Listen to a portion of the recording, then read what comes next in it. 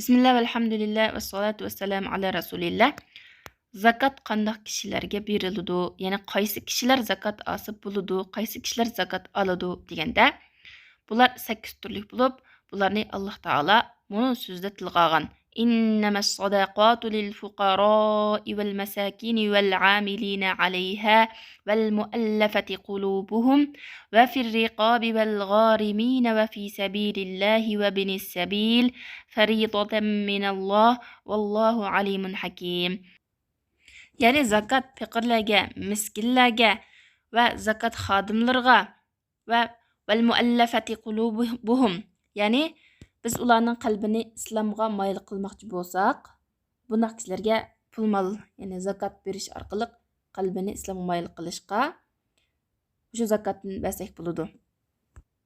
Qul ozod qilishga va qarzdor kishilarga va fi sabilillah Allohning yo'liga va ibn sabillarga zakat beriladi.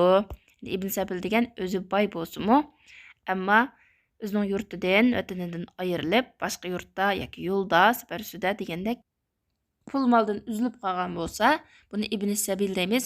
Bunday kishilarga zakat beriladi deydi. Ya'ni mushu kishilar zakat oladi. Bularning tafsiloti tuvandikicha. Birinchi faqirlar, ya'ni kambag'allar. Faqir degan nima deganda, o'zining hojatini qamdag'dak bir narsa yo'q va o'zi nafiqa berishga tegishlik ayoli, bolalari qatorliqlarga chiqim qilay desa, chiqimi yo'q bunday kishilar. Yemak, ichmak, kiyim-kechak, o'ltiroq joy qatorliq jihatlardan. Yoki biroz iqtisodi bo'lsa-mu, ammo u iqtisod u qo'l ilkidagi narsa o'zi va o'zi nafiqa berishga tegishlik bo'lgan kishilarningki hojatiga yetarlik kifoya qiladigan iqtisodning yarmidan tuvan bo'lsa, bunday kishilarni faqirlar deymiz. Ularga 1 yil to'liq yetkidak zakat beriladi. Ikkinchi miskinlar. Miskinlarning ahvoli faqirlarnikidan sal yaxshi. Ammo ularning qo'l ilkidagi narsa ularning hojatining yarmi yoki undan sal ko'proq. Masalan, u odamning 200 liraga ehtiyoji bor, ammo qo'lida 100 lira bor. Bunday kishilarni miskinlar deymiz. Bu kishilarga 1 yil to'liq yetkidak, ya'ni ularning hojati uchun to'liq yetkidak zakat beriladi. Uchinchisi zakat xodimlari. Zakat xodimlari degan xalifa yoki imom zakat yig'ish uchun avatgan kishi. Bu kishi garchi boy bo'lgan taqdirda ham vaqtini chiqarganligi uchun mush ishqa o'zini charchatganligi uchun zakat moldan bu kishiga beramiz. 4-chi val g'arimin dedi. G'arimun degan qarzdorlar, ya'ni gunoh bo'lmaydigan ish sababidan Allohga osiylik qilmaydigan ishda o'zi ko'taranmagidek, to'layanmagidek qarz bo'lib qolgan kishi.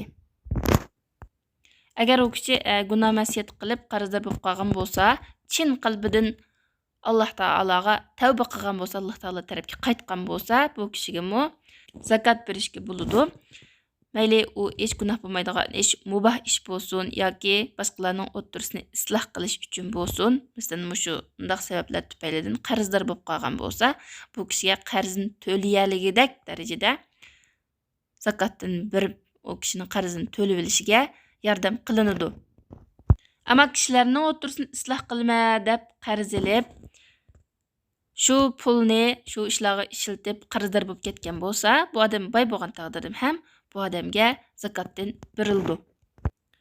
Undan keyingisi yana qul ozod qilish.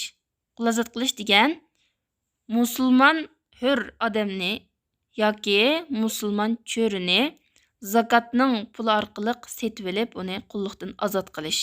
Hozir qulluq davri bo'lmaganligi uchun uning o'rniga kafirlarning turmalarida yetayotgan musulmon asirlarni pul mol chiqim qilish orqali ularni shu asirlikdan qutuldirish kirdi. Ya'ni buningga zakat moldan chiqarsak bo'ladi.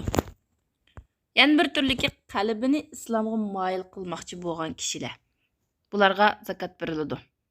Ya'ni ular agar kafir bo'lsa-mu, ularning islomga kirishi umid qilinib, yoki ularning aziyatlaridan saqlanish uchun yoki musulmon bo'lsa-mu, Yang musulmon bo'lgan bo'lsa, masalan, yoki iymoni ojiz odamlar bo'lsa, ularning iymonini mustahkamlash uchun. 7. Alloh yo'lida zakot bersak bo'ladi. Bu yerda fi sabilillah degandan bo'lgan maqsad Alloh yo'lida jihad qiladigan mujohidlarni ko'rsatadi. Ularga zakot moldan beramiz. Ular boy bo'lsin, kambag'al bo'lsin, o'xshash. Bularga yana fi sabilillahga ilm talab qilayotgan o'quvchilar va islom diniga da'vat qilayotgan da'vatchilar va ustozlar kirdi. Chunki jihad degan ham qilish bilan bo'ladi, ham qalam bilan ilm taqitish bilan bo'ladi. Chunki biz ilm o'qish orqali dinimizni saqlab qolsak, jihad qilish orqali dinimizni qo'g'daymiz, muhofazat qilamiz. Shuning uchun fi sabilillahga mujohidlar kirdi, ham ilm talab qilayotgan o'quvchilar, ustozlar, da'vatchilar kirdi. Bularga zakot bersak bo'ladi. 8. İbn Sabil. İbn Sabil deganimiz o'zining yurtidan pul mol jihatdan uzilib qolgan. Asli o'zining yurtida vatanida boy, lekin musofir bo'lib, sirtqa chiqib, pul moldan uzilib qoldi. O'ziningki vataniga qaytib ketish uchun qarz beradigan odam topolmadi. Shuning bilan bu kishiga garchi o'zining vatanida boy hisoblansa-mu, bu kishiga zakotdan beramiz. Zakot taqitayotganda zakotni mushu 8 turlik kishining hammasiga tang taqitish to'g'ri ko'z qarashga asosan shart emas. Hamma turga taqatsak bo'ladi, lekin ma'lum bir turga bersakmi bo'ladi. Bunun dalili Alloh taolo sadaqa haqida va in tukhfuha va tu'tuhal fuqaraa fa huwa khayrul lakum. Sizlar o'z sadiqanglarni yushirsanglar va faqir miskinlarga bersanglar, u sizlar uchun yaxshidir degan. Yana bu yerda faqirlarni lamtiliq olganligi uchun olimlar bu yerdan bir turli kishilarga bersakmi durust degan ko'z qarashni o'tirib qo'ygan. Ammo 8 turli kishilarning hammasi o'z ichiga elish kerak degan ko'z qarashmi bor. Zakotni yiroq shaharlarga, davlatlarga yo'tkash durustmi deganda durust.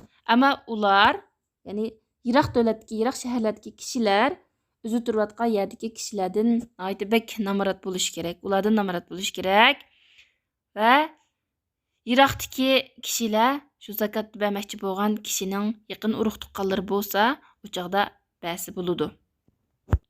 Chunki asli qoida zakot shu shahardagi kishilarning boylaridan elinib, shu shahar kishilarning kambag'allariga berildiganligi uchun zakotni asli qoida boshqa shaharga yo'tkamaymiz, lekin mushu ikki xil shart ostida yo'tkasak bo'ladi. Ondan ayol kishi boy bo'lsa zakotini eriga bersa bo'ladi.